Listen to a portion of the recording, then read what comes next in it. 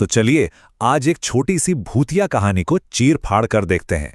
मतलब इसके अंदर उतर कर ये समझेंगे कि वो कौन सी चीजें हैं जो किसी कहानी को इतना डरावना बना देती हैं। आइए डर की इस बनावट को परत दर परत खोल कर देखते हैं। सोचिए जरा, आधी रात, सुनसान सड़क। ये सवाल सुनते ही दिमाग में अपने आप ही एक अजीब सी बेचैनी होने लगती है ना? बस यहीं से तो शुरू होती हैं डरावनी कहानियां, एक ऐसे माहौल से जहां कुछ भी मुमकिन लगता है। किसी भी हॉरर कहानी का पहला नियम क्या होता है? इंसान को अकेला कर दो। जब मदद के लिए आसपास कोई ना हो तो हर छोटी सी आहट, हर परछाई एक खतरा लगने लगती है। कहानी यहीं से शुरू होती है।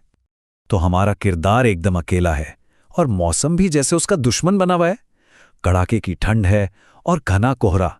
ये सिर्फ जिस्मानी ठंड नहीं है, ये वो ठंड है जो अकेलेपन से हड्डियों तक पहुंच जाती है। और कोहरा वो तो ऐसा है जैसे पूरी दुनिया को निगल गया हो, सिवाय एक अनजानी सी दहशत के। अच्छा, अब बस तो आ गई, लेकिन ये कोई मदद लेकर नहीं आई है। इसकी जंग लगी बॉडी और चरमराती हुई आवाज, ये बस ऐसी है जो किसी अच्छी जगह तो बिल्कुल नहीं ले जा रही। ये समझिए पहला अलार्म है कि अब कुछ बहुत ही गलत होने वाला है। बस के अंदर का नजारा देखे। खालीपन है, लेकिन ऐसा खालीपन जो सुकून नहीं बल्कि एक अजीब सा तनाव पैदा कर रहा है। ड्राइवर है पर पत्थर की मूरत जैसा। पीछे एक और आदमी है पर उसने भी अखबार से अपना चेहरा छुपा रखा है। मतलब ये लोग बस में होकर भी नहीं है, ये सिर्फ हमारे मुसाफिर के अकेलेपन को और भी ज्यादा बढ़ा रहे हैं। और यहां से कहानी हमें वक्त में बांध देती है। ये सिर्फ एक सफर नहीं है, ये 5 मिनट का एक काउंटडाउन है। और यकीन मानिए हर गुजरते मिनट के साथ धड़कनें तेज होने वाली हैं।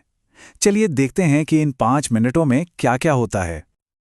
अब कहानी का वो हिस्सा शुरू होता है जहां हकीकत में हल्की हल्की दरारें पड़नी शुरू हो जाती हैं। छोटी छोटी ऐसी बातें जो दिमाग को उलझा देती हैं, जो हमें सोचने पर मजबूर कर देती हैं कि जो हो रहा है वो सच भी है या नहीं। कभी ऐसा महसूस हुआ है कि कोई आवाज सुनी पर वो असल में थी ही नहीं? बस यही वो पल है।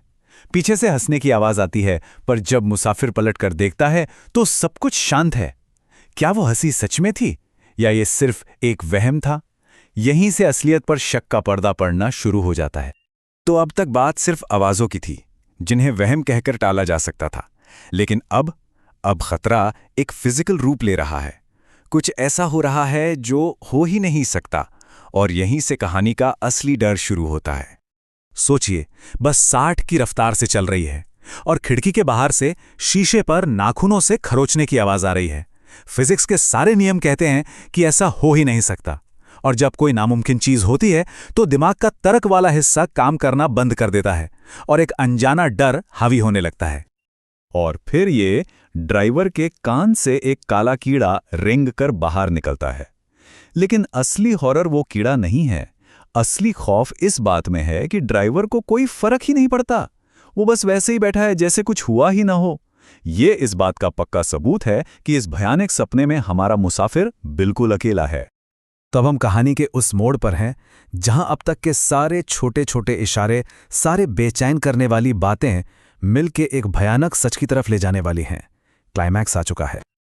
अब देखिए ये कैसे होता है। बस एक झटके से रुकती है, लाइटें बंद, चालू, फिर बंद, और अचानक वही अखबार बगल वाली सीट पर पड़ा मिलता है। हर एक पल हमें उस सच के करीब ला रहा है जिसका डर हमें शुरू से था। और फिर वो एक लाइन जो सब कुछ बदल देती है।